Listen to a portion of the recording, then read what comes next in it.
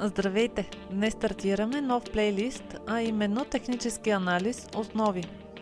Тук ще публикуваме видеа за най-често използваните инструменти и как да работим с тях за създаването на технически анализ на даден асет. За целта на тези образователни видеа ще използваме платформата за графики TradingView. Напомням ви, че предоставената информация във видеята е само с образователна цел. Днес ще започнем с няколко от базовите неща за технически анализ на асет, за които всеки, който има желание да навлезе в света на криптото, трябва да знае.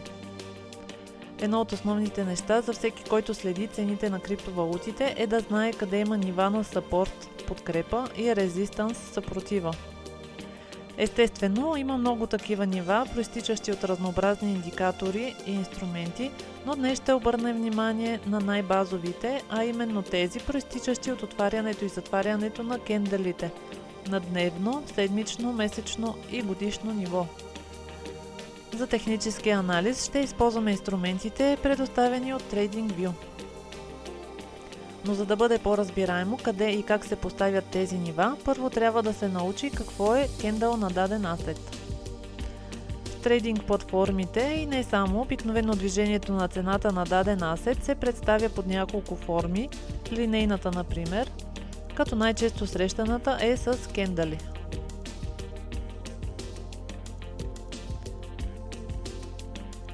Едно от основните неща, което трябва да се знае, е какво представлява един кендъл. Преведено от английски означава свещ. Всеки кендъл има тяло, body, което се състои от основно тяло и wick, известен още като shadow или сянка. Всеки кендъл представлява ценови данни за един ден за асет чрез 4 части информация: цена на отваряне, цена на затваряне, най-висока цена за деня, най-ниска цена за деня. Цветът на централния правоъгълник, наречен реалното тяло, казва на инвеститорите дали цената на отваряне или цената на затваряне е била по-висока. Има два вида кендъли – bullish и bearish.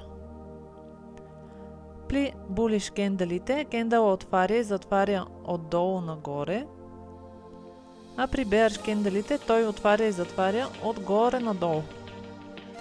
Следващият пак така, в зависимост от предишния, и така се образува визуалното движение на цената на даден асет.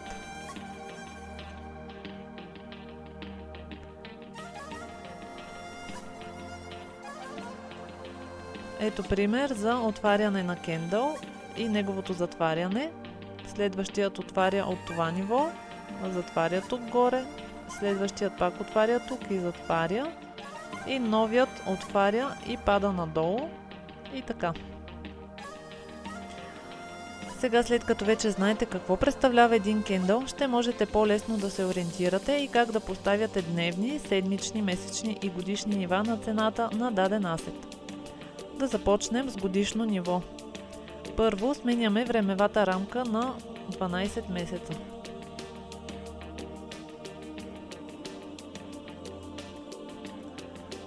Може да добавите звездички на тези, които ще използвате най-често, за да се показват тук отгоре в тази лента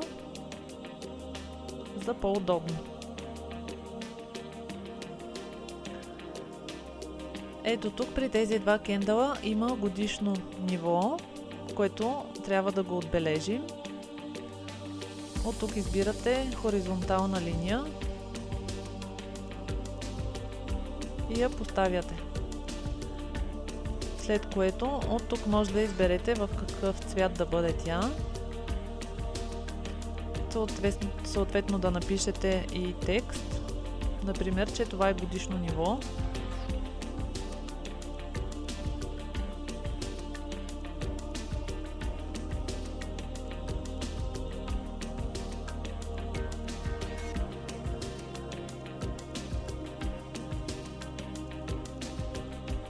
Също така може да изберете къде да бъде текста.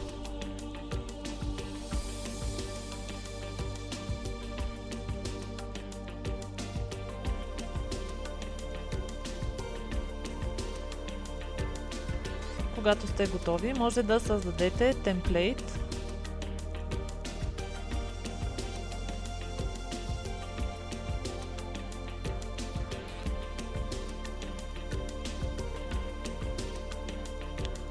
За да ви бъде по-удобно и сейф.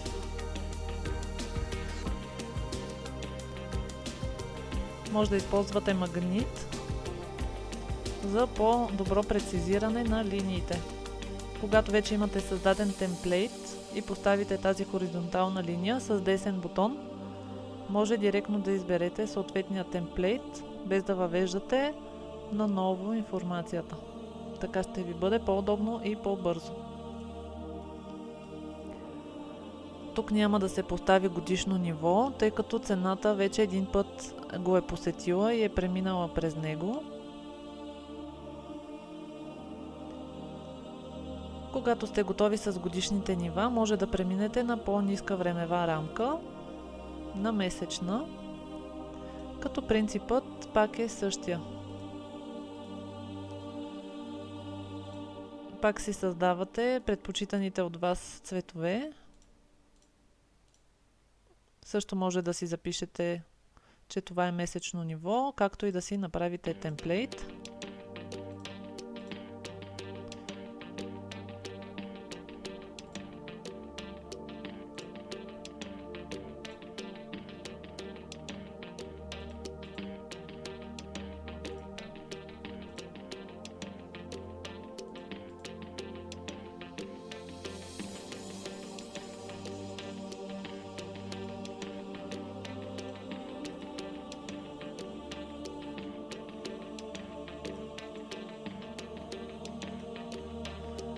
Тук също няма да се слага месечно ниво, защото цената вече един път го е посетила.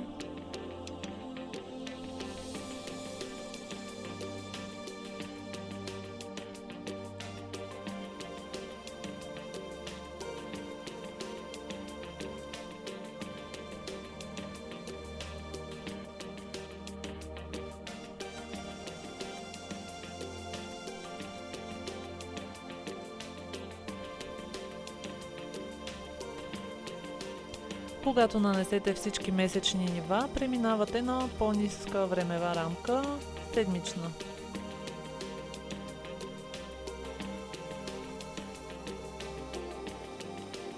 Тук също може да си създадете друг темплейт.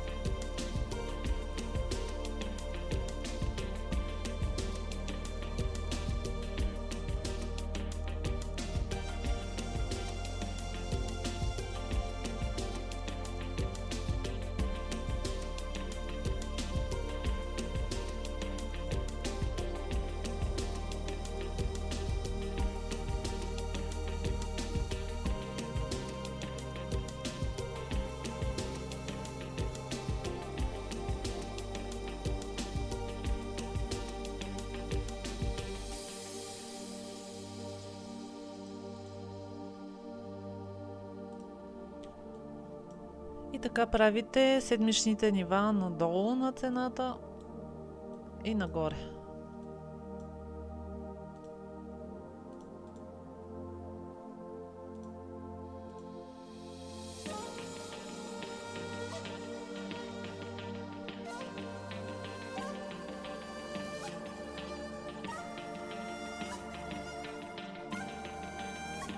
Когато сте готови с седмичните нива, преминавате към дневните.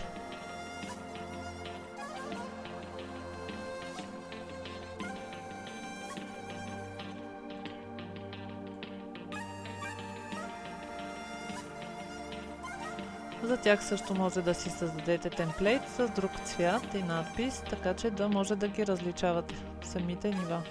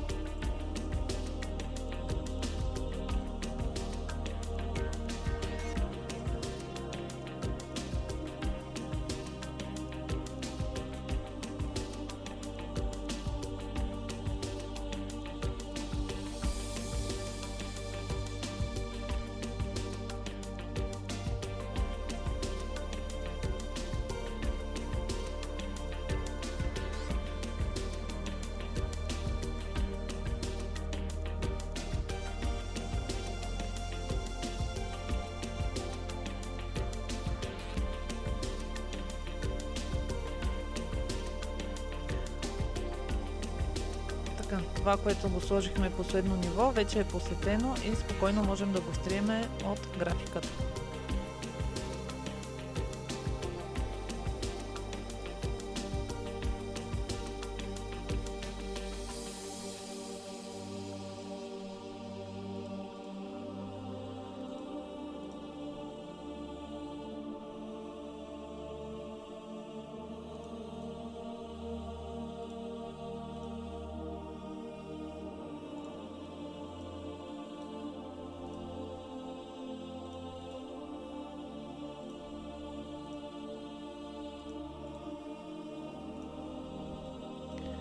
Когато сте готови с нанасянето на всички дейли нива и нагоре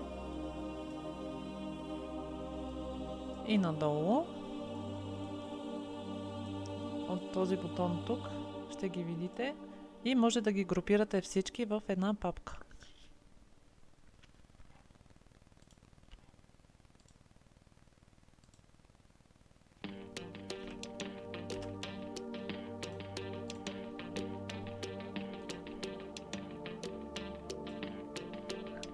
Също така може да заключите папката, за да не може неволно, без да искате, да натиснете някой и да го преместите.